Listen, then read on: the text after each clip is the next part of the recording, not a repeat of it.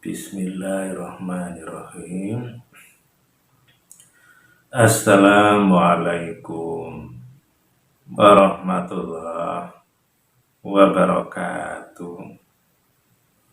Alhamdulillahirabbil alamin.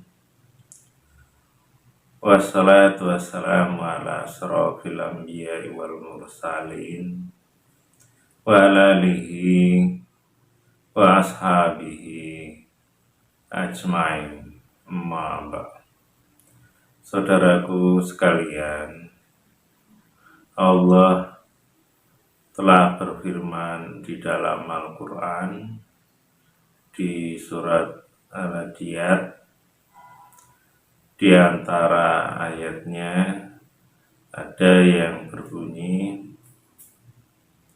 afala ya'lamu idza tu'sira ma fil kubur wa hussila ma fis sudur, yang artinya, apakah dia tidak tahu jika nantinya akan dibangkitkan dari kubur dan akan dilahirkan apa yang ada di dalam dada. Kira-kira terjemahan bebasnya seperti itu. Jadi di situ maksudnya adalah manusia, ya kita, apakah kita itu tidak tahu atau tidak menyadarinya bahwa nantinya kita itu pada saatnya akan dibangkitkan dari dalam kubur atau dihidupkan kembali setelah dimatikan oleh Allah. Dan bukan hanya sekedar dihidupkan, tapi juga wahussila ma fis sudur, akan dilahirkan, akan dinyatakan atau dinampakkan apa yang ada di dalam dada. Dari ayat itu Allah ingin memberitahukan kepada kita bahwa apa yang kita sembunyikan di dalam hati kita selama hidup di dunia itu nanti akan dinampakkan oleh Allah. Artinya kita tidak bisa begitu saja menggunakan hati kita itu untuk hal-hal yang tidak baik, karena tetap nanti akan ketahuan, karena akan dinampakkan oleh Allah di hari berbangkit atau kita dihidupkan kembali. Dan bukan hanya sekedar dinampakkan, tapi juga akan diperiksa, dihitung, ditimbang, dan akan mempertanggungjawabkan semua yang telah kita lakukan selama hidup di dunia. Dan itu ada keterangannya di ayat yang lain di surat Al-Baqarah, penggalan ayatnya yang berbunyi, wa in tubdu ma fi anfusikum au tukhfuhu yuhasibkum bihillah. Apa yang kau nyatakan, apa yang ada di dalam diri kamu sekalian, atau yang kau sembunyikan, niscaya Allah akan menghitung juga. Kira-kira artinya seperti itu. Dan penggalan ayat itu menegaskan bahwa apa yang ada di dalam hati kita, baik itu kita nyatakan, kita keluarkan unek-unek yang ada di dalam hati tadi, ataupun kita sembunyikan, ya niscaya nantinya Allah akan menghitung, menghisap. Jadi artinya ayat-ayat yang saya baca tadi benar-benar memberitahukan kepada kita bahwa kita tidak bisa main-main dengan persoalan isi hati kita, tidak bisa menganggap ringan, menganggap enteng, dan itu tidak ada masalah. Tentunya tidak demikian. Dan persoalan isi hati yang ada di dalam dada, diantaranya kan ada dua. Satu sisi hal-hal yang baik, dan sisi yang lain adalah hal-hal yang buruk. Dan tentunya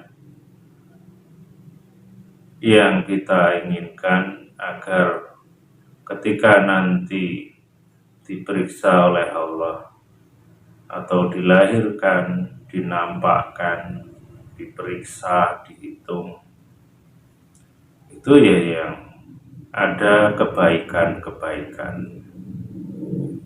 Karena tidak usah di akhirat, di dunia saja kita itu malu kalau ketahuan apa yang ada di dalam isi hati kita itu sesuatu yang buruk, dan itu bisa dibuktikan kalau ada orang lain cerita, baik itu di depan diri kita ataupun di belakang kita, yaitu cerita dengan orang lain.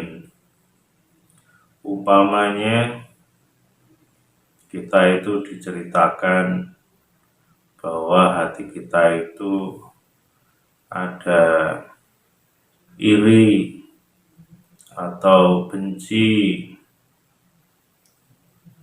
kita biasanya ya tidak bisa menerima itu,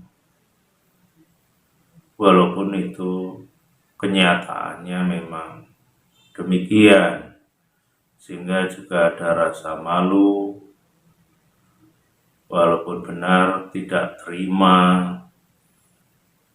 kalau itu diceritakan atau diketahui oleh orang lain. Artinya, kalau kita nanti juga malu di hadapan Allah kalau ternyata hati kita selama hidup di dunia diisi dengan hal-hal yang tidak baik. Malu kalau mengaku sebagai orang yang beriman dan beramal soleh, ternyata isi hatinya tidak seperti itu. Umpama kalau di dunia ternyata hatinya menyimpan rasa benci kepada tetangganya atau kepada orang lain,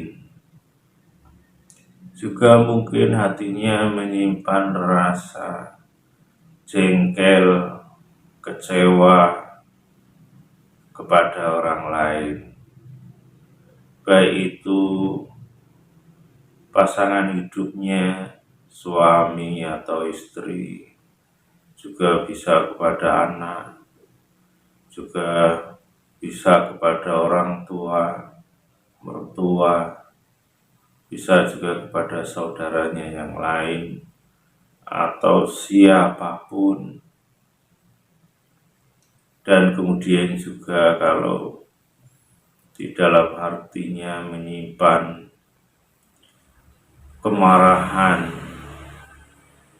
menyimpan rasa sombong, rasa ujub bangga terhadap pekerjaannya, bangga terhadap anaknya, bangga terhadap kepandaiannya, bangga terhadap golongan atau kelompoknya, merasa lebih baik, lebih lurus, dan juga menyimpan rasa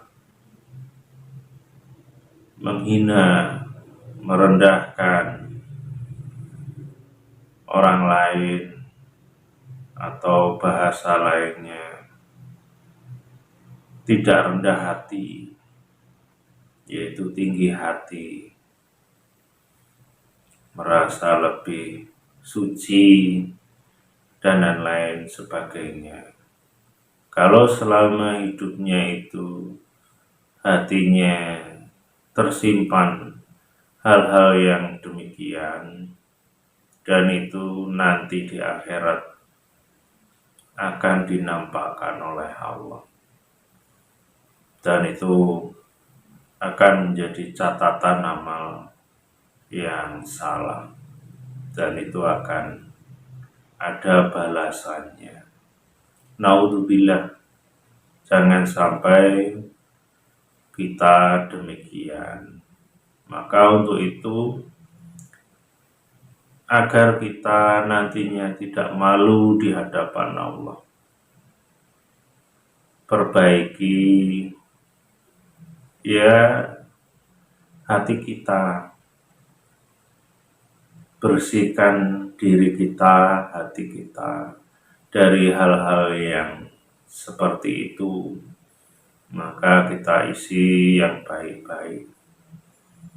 Umpamanya ya sebaliknya dari yang kita sebutkan tadi.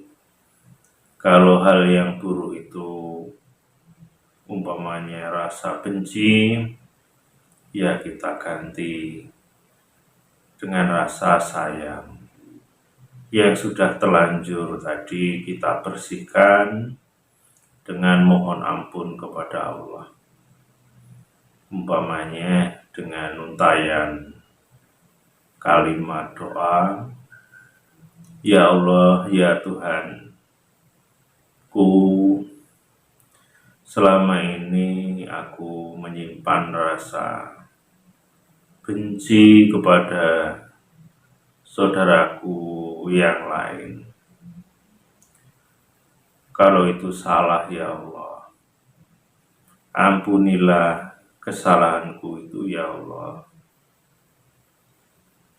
dan aku menyesal tidak akan mengulanginya lagi, ya Allah, dan akan aku ganti dengan mencintai, menyayangi, karena orang yang beriman itu adalah saudara menurut Engkau, ya Allah, yang telah Engkau firmankan di dalam Al-Quran. Maka aku mulai saat ini belajar untuk mencintai saudaraku seiman, seagama, baik itu orang tua, mertua, anak, suami atau istri, baik itu teman, tetangga, dan siapapun. Saya berusaha belajar untuk mencintai mereka semuanya, ya Allah. Mudah-mudahan dengan aku mencintai mereka semuanya, Engkau ridho, ya Allah, dan mengampuni kesalahanku yang lalu sejak akhir balik hingga saat ini, yang mungkin sering menyimpan kebencian kepada mereka, ya Allah.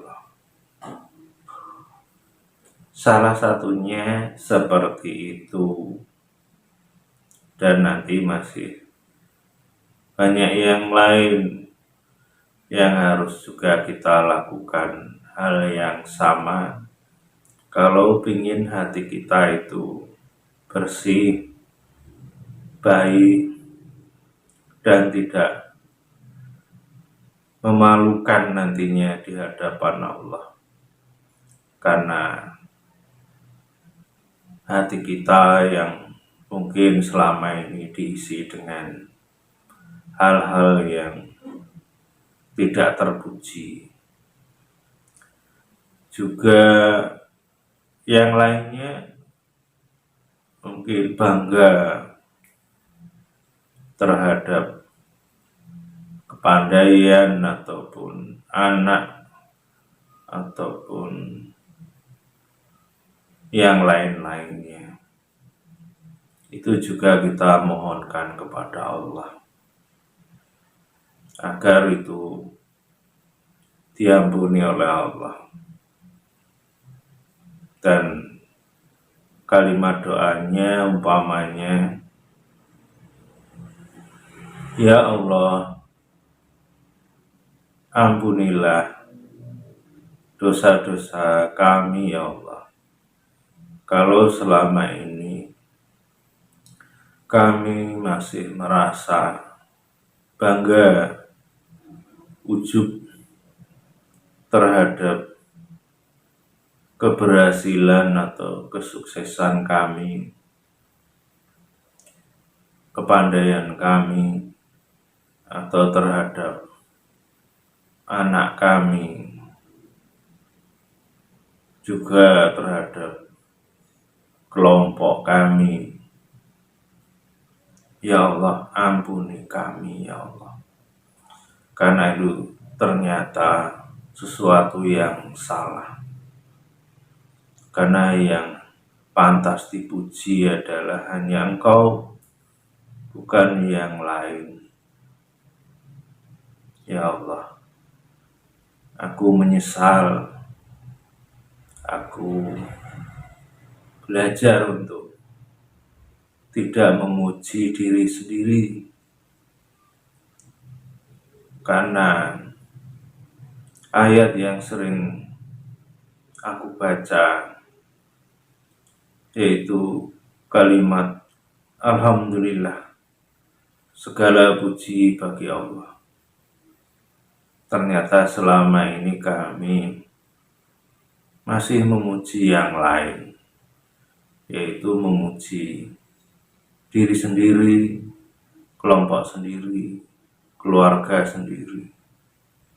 Padahal itu bisa mengarah menyekutukan Engkau, ya Allah, karena ada zat yang lain yang dipuji selain Engkau.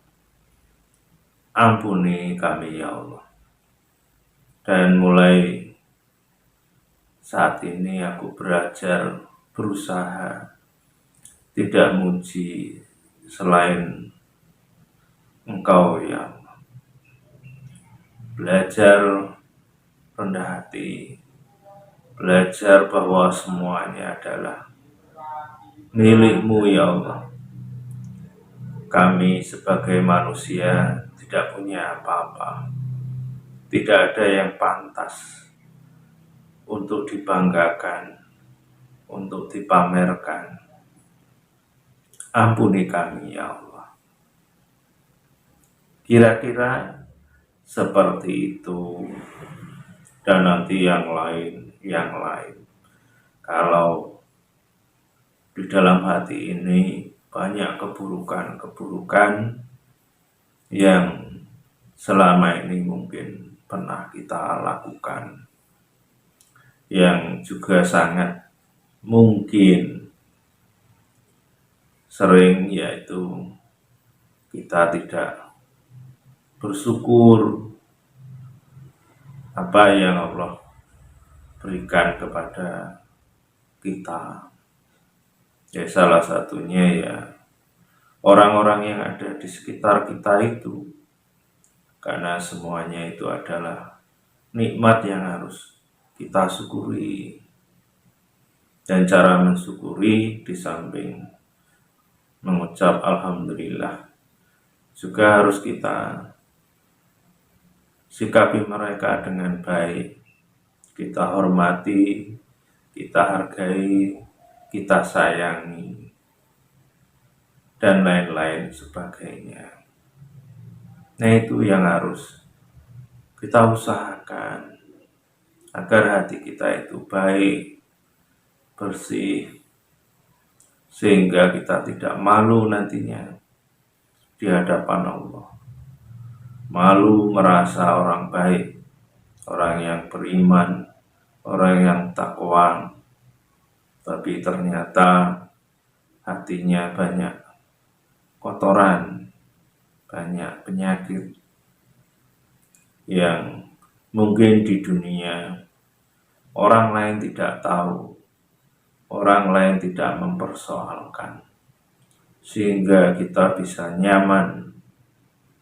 Tapi itu di dunia, di akhirat nanti akan dibongkar semuanya.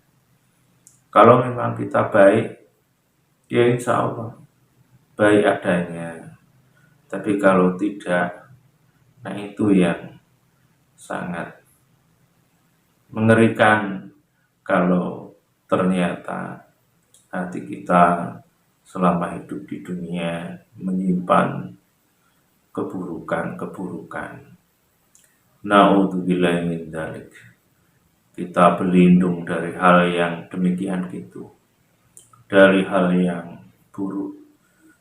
Maka untuk itu kita mari belajar meluruskan tauhid kita, belajar membenahi akhlak kita, belajar untuk jadi orang yang baik dengan cara membersihkan hati kita dari hal-hal yang selama ini kita simpan tersembunyi dan ternyata itu tidak baik tadi. Dan apa yang saya sampaikan ini bukan berarti saya sudah baik, tidak. Kita sama-sama belajar ini menjadi baik, walaupun mungkin masih jatuh bangun, kadang khilaf, kadang ingat, dan berulang-ulang mungkin. Tapi kita diperintahkan oleh Allah, jangan putus asa. Kita harus usaha terus istiqomah. Mudah-mudahan Allah memudahkan keinginan kita agar tercapai menjadi orang yang baik menurut Allah, bukan sekedar baik menurut orang lain. Itu saja yang bisa saya sampaikan, kurang lebihnya saya mohon maaf. Akhirul kalam. Assalamualaikum warahmatullahi wabarakatuh.